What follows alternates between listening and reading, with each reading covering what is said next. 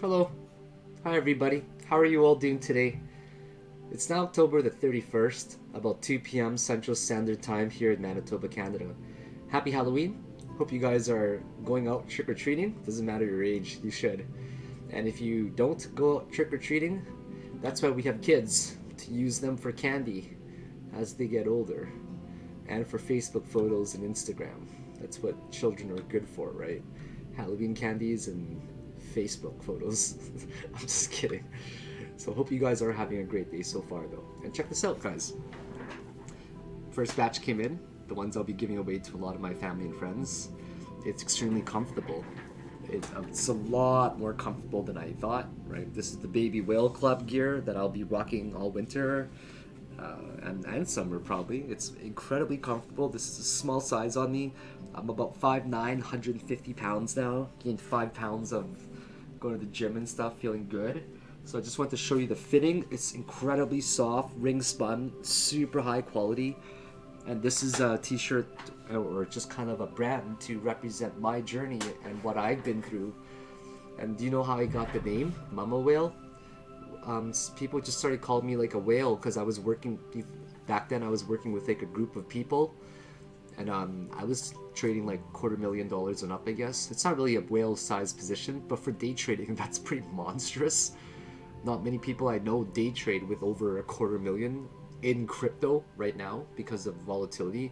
So I was kind of one of the first people to trade live with $250,000, right? It's all in my live trading videos if you guys haven't seen all of them, right? So then people started calling me a whale. And then I started calling you guys my baby whales. And then people got smart and they realized elephants and whales are a matriarchal community and they have the females lead the group. So then everyone just started calling me Mama Whale, right? It just kind of caught on. And this is the Baby Whale Club. Yeah, you guys are my baby whales. I made it for you. And I think that it's going to represent the journey and the perseverity that you've been through. And maybe it might even represent what I have taught you. Maybe if I've changed your life, you'll buy one to represent just the respect factor that I might have helped you in one way or another. And I'm only going to have this till the end of the holiday season. That's it, guys. After that, they're done. 10% of the profits go towards a no-kill shelter, and the other 90% buys more of these shirts so I can give them all away.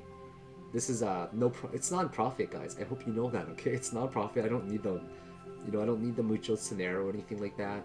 I think I'm doing okay. 2017 was all right. 2017 was, or 18 was even better in the bear market. So, you know what I'm saying? So this is just kind of a fun project for the holidays to just show a little bit of gratitude on my end for you guys as well. And they're not outrageously priced or anything like that. This was the most reasonable I can do based on the quality and everything else. So anyways, go check it out, guys. It's at babywhaleclub.com in the link below. I think you guys are going to have a fantastic time wearing it. And more importantly, you're going to feel good wearing it, and it's very comfortable as well. So today's topic, guys, without further ado, is going to be Bitcoin, okay? We're going to talk about 3 specific things, pretty much. Is this a bull trap? How do bull traps look in the level 2? And is this a hidden bearish divergence or continuation to the downside? Very relevant questions, okay? So now we're going to talk about these 2 topics in one go. Is this a bull trap? And how do bull traps look in the level 2, okay? So these are very important. Now let me ask you first of all this. Let me make this smaller. What is more relevant to you? Do you guys like the way that this resistance is being drawn? How do you like that? Pretty good, right?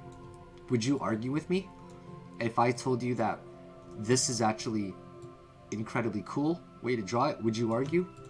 Probably not. You would agree with me 1,000%. Because there's nothing to disagree with, right? Now let me ask you this. If I went to a 6-hour chart, which one's more accurate?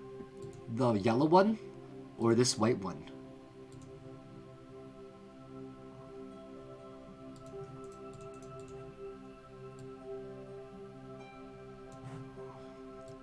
Which one's more accurate now? Right? So you know, the yellow one looks really ugly, but it looks beautiful on the daily, doesn't it? The white one now looks really ugly, but sure looks beautiful on a 6-hour chart. So which one's more accurate? Neither, right? It's subjective.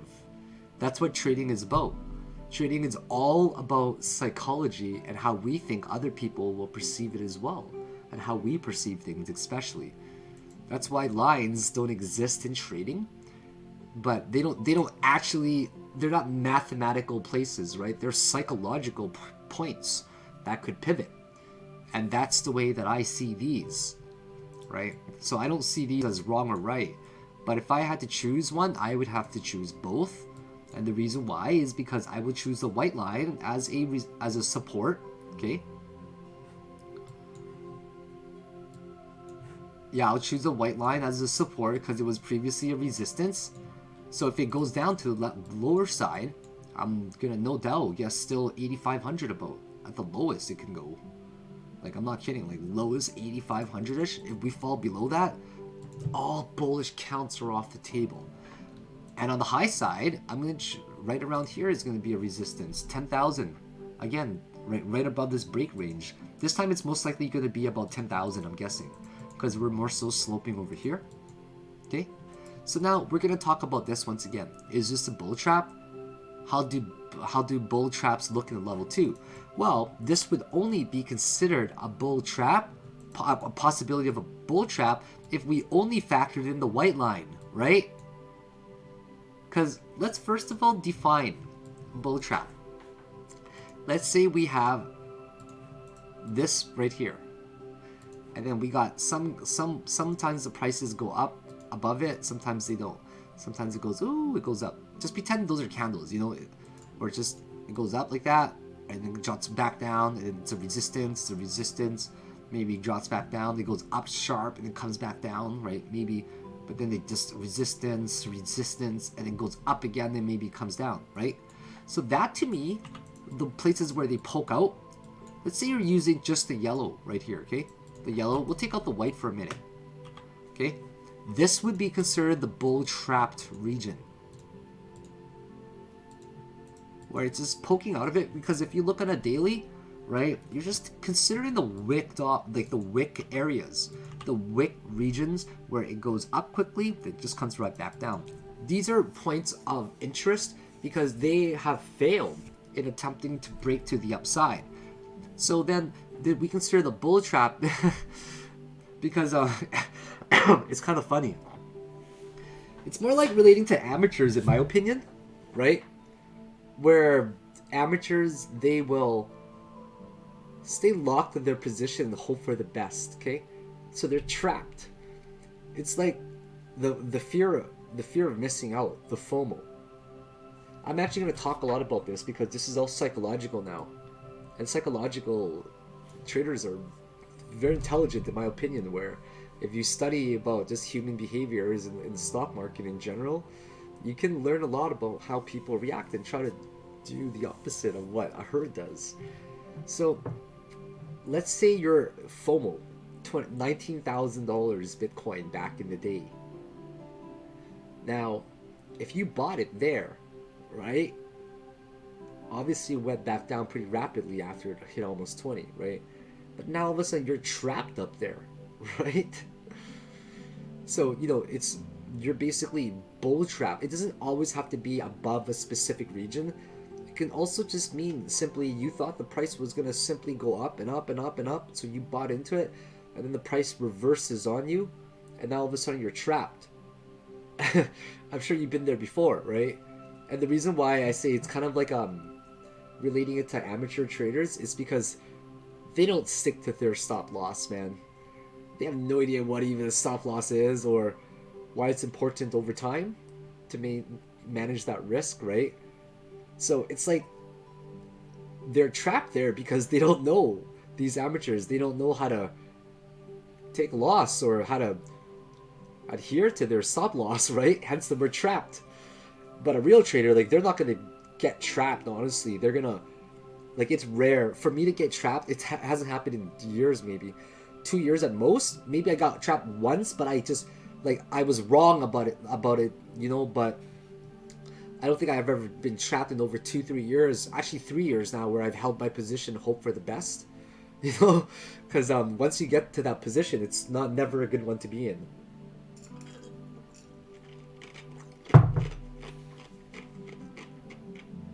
But that's what we try to do to each other, right? You got to think of Bitcoin as a finite resource, and with the finite resource, there's not an unlimited amount of Bitcoin in the world. There's a very limited amount. And because there's a limited amount, we're going to want each other's Bitcoin. So we want to, you know, we want to be able to trap people, for example. Let's say a bear trap, okay? A bear trap. You can say, for example, right here, you can easily say this. That anything below here was most likely a trapped region, okay? Right here, you see? This is August 2019-ish, okay? So this region right here, if you see, because they're wicks, anything below 9400 to 9100, people were bear trapped. Now, let's talk about the psychology of a professional trader and a professional group of what they would do to you, okay, to trap it. Now, let's just pretend, for example, this is red. I'll make it. It's making it red, and what red will symbolize is people selling off, okay? Now let me just give you an idea, okay? Actually, you know what? I got a better idea. Check this out.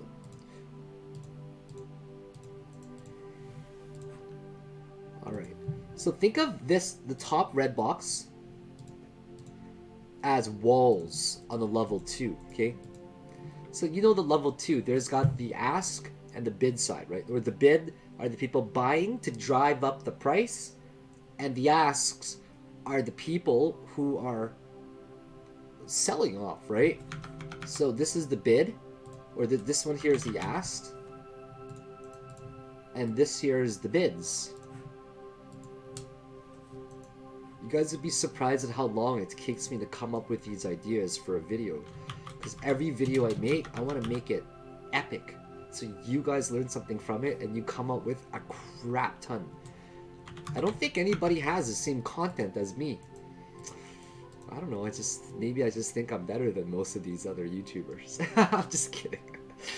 No, I learned a lot from, actually I'd be lying if I said I even watched their videos.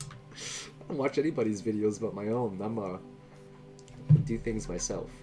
So think of the people with the bids as think of this as a level 2, right? So then, all of a sudden, right, you got your ask and it's really small, we'll say, right? If it was really small, that's when you know the price was most likely going to go up. If your bids are really big, that's where you also know that the price is going to go up, right? Let's say there's huge walls that's really green, like that. Okay, and then of course it's gonna move this box up eventually, right? And these are gonna keep moving with each other to drive up the price. Does that make sense?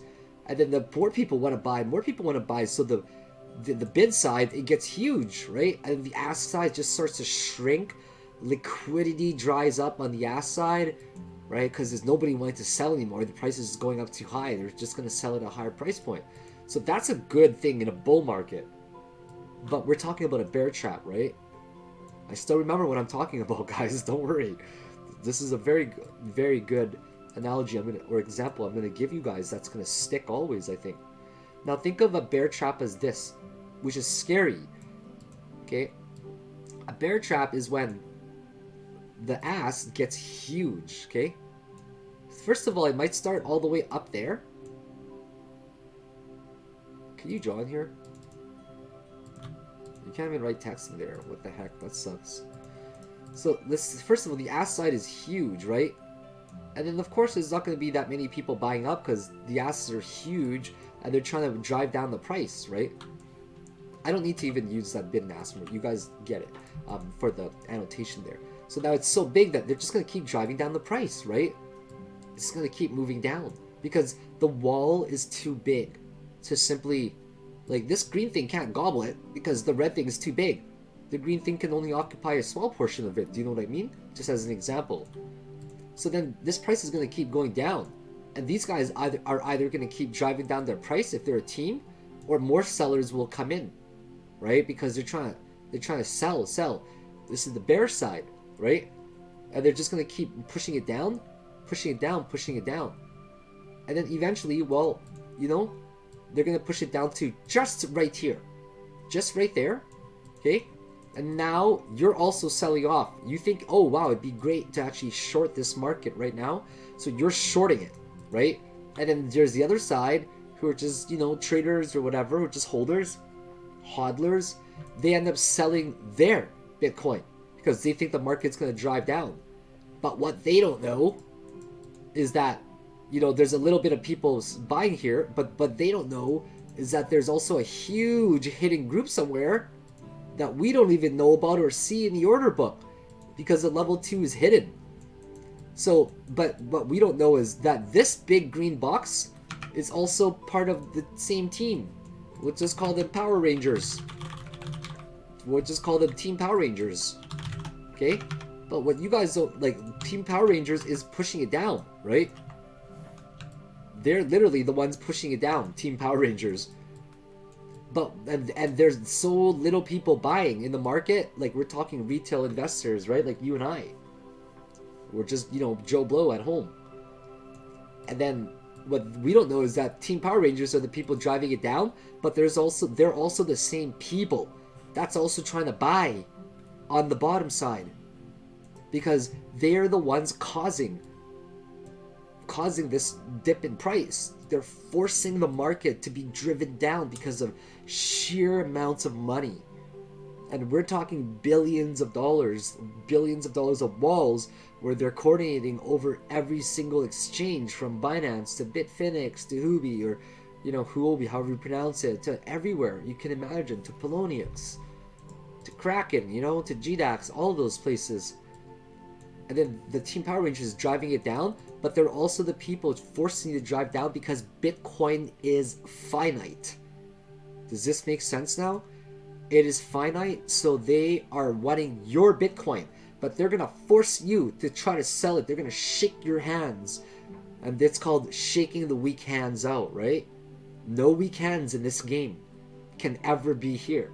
If you've got weak hands and you are going to get bull trapped, it's going to be a really painful learning experience, okay? Because guys like me, that's what we used to do, and we had every intention of, you know, buying or selling. We're not spoofing. You guys remember how my team used to just F up the market with Ethereum Classic, right? But everything we did was buy the books, just to be 1000% clear. We did it publicly with a lot of coins. And that's what we did, right? We're sheer well just driving the price down, looking to enter these short positions.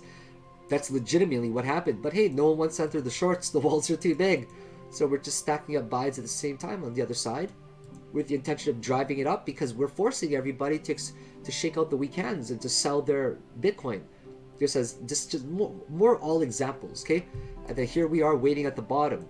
And then there's people who are also entering short positions, right? So the people who got rid of their Bitcoins because they were shaken out, great, more for us, that's what we wanted. And the bonus is the bears. Some bears will enter the market here in a short position and they're selling off, okay? And then do you know what happens, okay? So the bears are now trapped. But do you know why they get trapped and the psychology and the process all behind it? It is so wicked, and I'm going to explain it to you guys, okay? So what ends up happening is this. All of a sudden, Team Power Rangers on the buying side, they don't want to buy any, like, they still want to buy. But Team Power Rangers on the sell side just took down their wall. They just took down their wall, okay? Get it? They took down their wall, and then guess what? The public sees that, okay? We're not talking about Team Power Rangers. We're talking about the public sees it. And now their big green box is getting huge now too. They're getting bigger. And then all of a sudden, okay, Team Power Rangers, the people that were selling, poof, they disappear. That's right. They disappear. They snap. They take out that Team Power Rangers selling wall of theirs, because guess what? They've already, right as soon as they lowered their little wall there and the market started to catch on to it, okay, the public, this is now the public right here. Whoops. This is the public right here. The public noticed. And once the public notices, everyone notices, right? So it goes like this. Team Power Rangers who are selling to create that wall to force you guys to shake your hands out, or to force bears to enter shorts, well, they're gone now, right? They're gone. Or they have a small one, they lower their thin walls, and then the public notices it, so the bids start to increase, right? The bids increase, and then there's a lot, and the liquidity starts to dry up because the buyers or the sellers are not selling anymore because Team Power Rangers disappeared. And then all of a sudden, guys, bam! Team Power Rangers does this. They just go ham. And before they just had a tiny buying side, and now all of a sudden it's boom. It's huge, their buying side.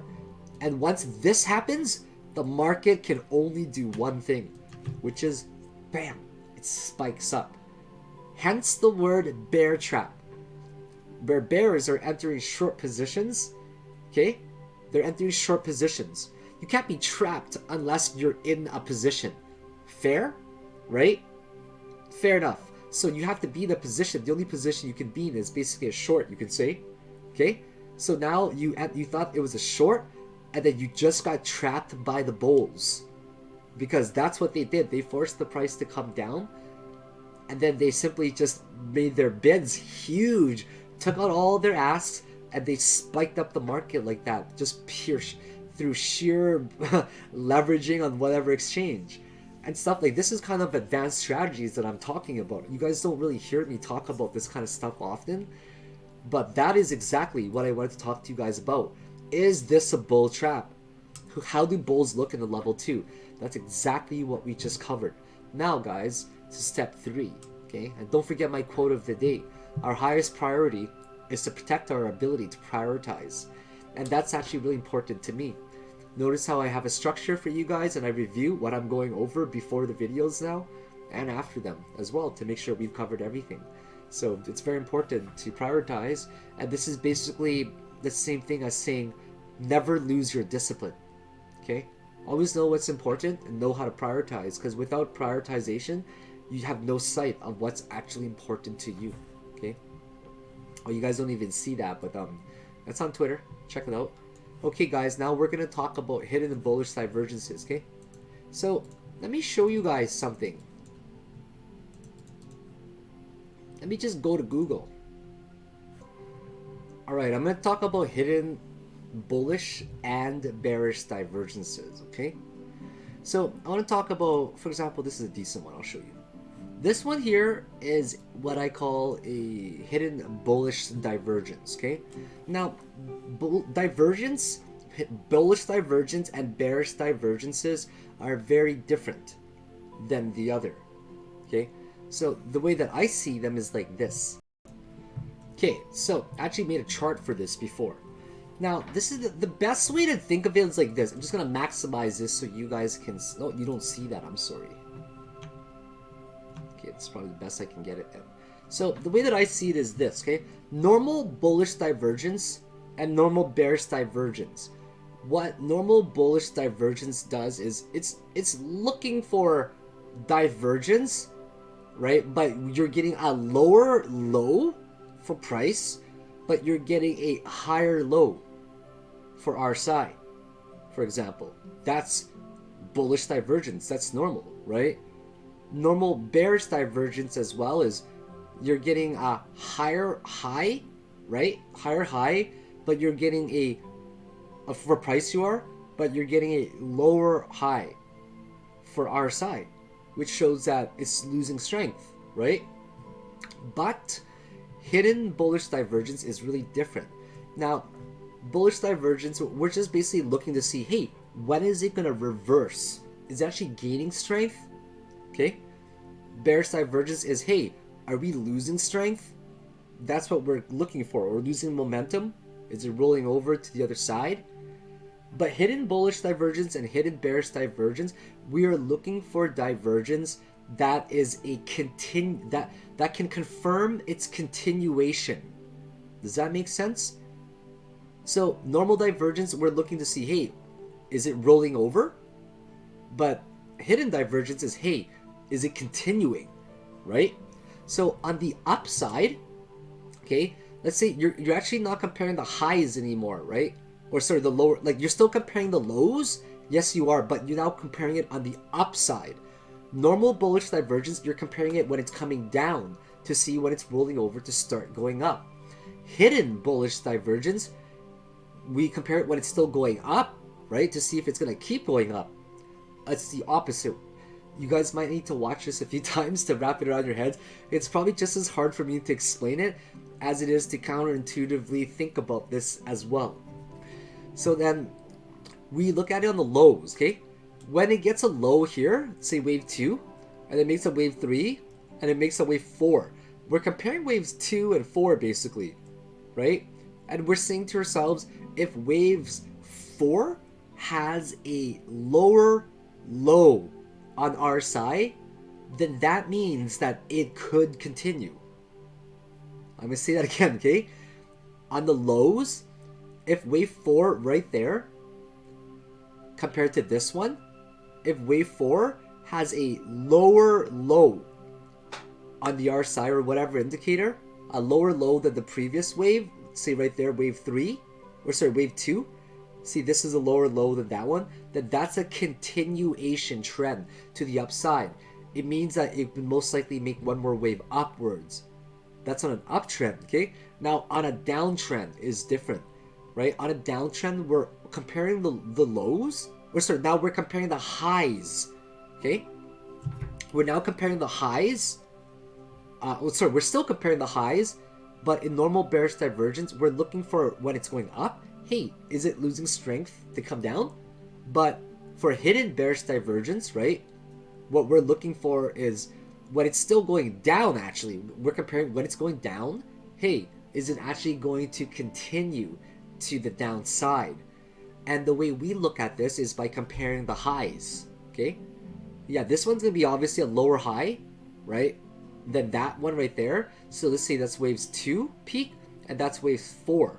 We're comparing waves 4 to waves 2. Wave 4 is obviously going to have a lower high than wave 2. But if it has a higher RSI, for example, on wave 4 than it does on wave 2, then this is actually a continuation to the downside. Does that make sense? I'll say that again. On the lows here, or sorry, on the highs, wave 4 is going to have a lower high than wave 2, obviously, for price, right? But if wave 4 has a higher RSI than wave 2, then that is going to indicate a continuation to the downside. Okay? I know this can be mind-wrapping to a lot of people. I explained it literally the best I possibly could, and I think you guys know that I can explain things semi-well, I suppose, right? But yeah, that was a hard one to explain. But the reason I got into this is because I see no signs at all actually about a hidden bullish divergence. Yeah, that's what I was actually going to get to, okay? I see no signs of a hidden bullish divergence except for maybe on the 3-day. Yeah, like on the 3-day in the grand scheme of things, this here actually is like pretty much the same high as all of these on the 3-day, for example, which is good to me because it's almost the same as getting a higher high RSI, which could continue that this peak is a continuation trend despite this correction. So I go to a 2-day or a daily, for example, right? I don't see any hidden bullish divergence except for one, I suppose. If I compare this right here to there, right? I'm also comparing obviously this region to that region right here. And clearly this is almost a lower low, right? But it's the same. But you're getting a much lower low on our side, on the indicator, which fits the criteria for a continuation trend to the upside by a lot, actually. Okay, but if you look at the highs, right? Yeah, this is the only thing we can hunt for. We can't hunt for is this a hidden bearish divergence, because we're not going to the downside on the grand scheme of things right now, right? So that's something I'll definitely have to take a look at. But in terms of hidden bullish divergence, I'm not really seeing anything across the board. But I just wanted to brush up on that topic for you guys still. So right now, as it stands, guys, I'm in the exact same boat, okay? Exact same boat where I'm going to use this one as one point of resistance. And then the next one, I'll also use this point right here because I've got no choice but to factor it like that. I'll make it white, actually, this one. Yeah, this one I'll make yellow. The one in the middle I'll make yellow for you guys just to discern the two or differentiate. Yeah, so I'm hoping for a retracement, honestly, above 8,500. And the reason I say the 8,500 is because, guys, like, look at it, for example, I don't know, on the 4-hour chart. You can even, actually on the daily, let's see. Right around here. I mean, as the days go by, it seems like we're going to stay above this 200 moving average on the daily. I mean, we're almost about to, when you think about it, we could potentially death cross and come to the downside. But I don't think it's going to happen, guys. I think that this stayed bullish. Once a daily crossover happens, man, the golden crossover, whew, tends to stay like that. But the elastics tend to stretch a lot with the yellow and the white, 55 and 200. But they eventually reach a point, in my opinion, where the 200 just ends up dominatingly supporting it from the bottom. So now we're getting this amazing formation that just looks like it could be a descending triangle. Like, I'm not going to deny that, okay, guys? This could be a nasty descending triangle right here. But I don't, like, if we do break to the downside, this is on a 2-hour chart, by the way, right? That was such a beautiful rally. Don't you guys think? Like, man, that was amazing. So anyways, guys, we did break to the upside, and for an Elliott wave perspective, yeah, like, this has got to be, I mean, this could be waves 1, that could be 2, that could be 3, that could be 4, but nah, I cannot accept this whatsoever, honestly. I can barely accept this one here as a full wave up, but it's got to be. It's no other choice. I can't accept this as waves 1 because then waves 2 is not proportional to wave 4 correction. So either way, I'm considering this whole structure an entire wave, and I'm going to stick to my guns. I'm going to stick to my guns and say, hey man, this is most likely going to stay well above this particular region like I've been mentioning, okay? I think it might poke to the 0.65 Fibonacci region at $8,400 roughly. But other than that, I do not think that we're going to break below that. Because if you see the yellow line that I drew here, that's a beautiful 6-hour chart line there. Where it's not just coincidence, okay? It's not just coincidence that the one candle that happens to cut through this 55 or this sloped line on the 6-hour, look at the volume here. This is not something that you could fake. See what I'm talking about once again? That cross in the 6-hour, bam! The bulls rush in, and that's why you get that wick. Therefore, it must be respected by deduction. If the 6-hour was strong enough to create this slope trend line and have this spike up to the upside with that type of volume, then respect that line. Therefore, if you think of the confluent places that this could possibly be, bam, you know what's at, guys. Right here. 8,400 and up, 8,500. If it gets to this zone, I will be most likely eating this like a Thanksgiving dinner, like a turkey. Because I'm so excited for crypto right now, guys. I don't know about you guys, but I hold a little bit long term, as we all know.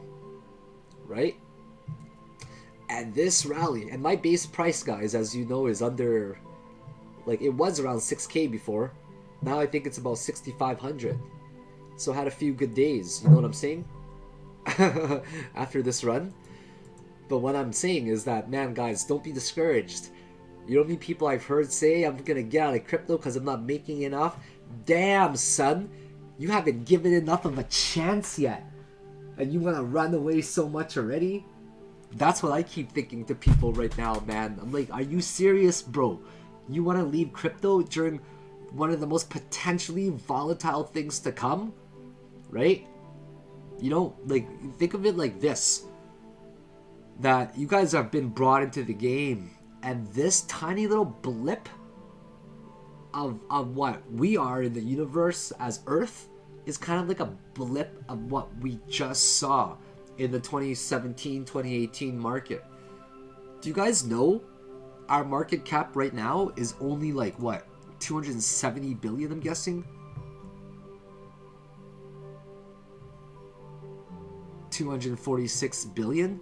Do you guys remember the days when Bitcoin was well over $400 billion? I do. What do you guys think it's going to be like when Bitcoin's worth, just crypto in general is worth over $1 trillion market cap, man? And you want to leave the game? Don't do that, guys. Stay in the game and have a little bit more resilience. You know how many times I had to ask my mom to borrow $5,000 or something like that? And I just lost it all over again and again and again. You know how many times I wanted to, like, do not good things to myself because of the stress. But, you know, you just learn how to smile about it nowadays and get to enjoy a beautiful fire every so often. But, guys, this is my thoughts, okay?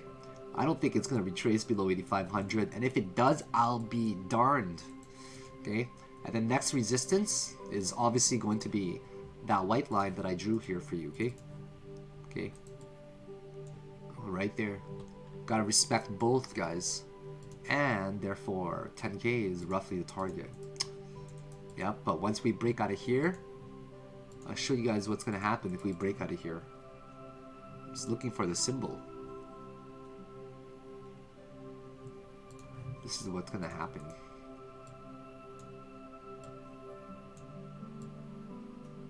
Yeah, it's gonna skyrocket to the moon right there. That's what I think is gonna happen, okay? But right now, be patient. So this is the bullish side, guys.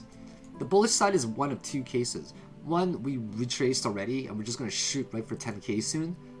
Or two, we get down to the 8,500 range and then we shoot up to 10K. Either way, it's bullish to be. And the bear side is that 8.5 does not hold. If we get some crazy volatility that drops below this section here, that's been established for a freaking long time, man. For how long now? Let me double check. For over a month. If we just fall right below here, I'll be darned. So 8,400, if we fall below there, we're going to have to put things back on the drawing board and go from there. So there you have it. Bam, guys. Don't give up in crypto. Don't ever give up on yourself. I hate to say it, but if you give up on yourself, you're just a quitter. You know what quitters are? Quitters are losers in general. Right? Because they don't win. I'm not saying that you're a loser. I'm just saying always have the attitude of a champion and lion. See things to the very end until it's the very end. Because the last thing you ever want in life is to question this one thing. What if I had done things differently? What if I didn't give up? If only this, if only that. You don't want your life to be full of if-onlys. I look back and I don't regret shit. I'm proud of everything I've gone through. Proud of every single mistake I've ever made in this game, in life, in relationships, in family, in friends, in careers, in money, in investments, in trades. Everything. And I would not be wearing this today. You guys gotta pick one up, honestly. Respect your journey. Okay? Go to the store below and go pick one up for the holiday season. Because after that, guys, you're never gonna see it again. And they're gonna be gone. So anyways, I hope you learned a lot from today's technical analysis video. Hope you guys are having a fantastic day. I'm gonna get ready for Halloween now, and yeah, get some of the decorations up a little bit, and then we go to Safeway and buy a last minute pumpkin and carve it, get some candies, and get a lot of candies actually, and just get ready to handle kids. Handle kids. I'm giving away kids for Halloween. No, just to give away candy this year. I've never really had my own house before that I lived in, you know, where it's been a while, so I'm gonna just do that for the kids and maybe invite a girl or 10 girls over and have a little party with them for Halloween. I don't know. I'm just kidding. But other than that, guys, thank you very much for showing all the love and support still. It means a lot to me. If you guys love these videos, make sure you guys give me a thumbs up on it. Give me a like. I want to know I'm doing a good job. And that's the only way you guys can let me. And if you guys are still interested in my courses, guys, pick them up. I'm not going to be selling them for a long time, I don't think. This might even be like the very last year that I offer it. It's still going to be around for everybody who's already bought it. No joke, it's still going to be around. But I just don't know if I want to keep it on there anymore. Because a lot of people reach out to me on Twitter for questions now, and I'm very overwhelmed every day, and I just don't have the time to respond to people. So if you guys are still interested in the courses, give me a shout. If you pay by crypto, I give you guys an even better deal. And the courses are all getting 4.7 stars and up with over 4,000 reviews. So I think it's pretty good. But I might be biased. So anyways, have a great day, guys. Thank you very much. Always for the love and the support. Happy Halloween and stay safe tonight. If you have family, especially stay safe if you have kids. Bye now.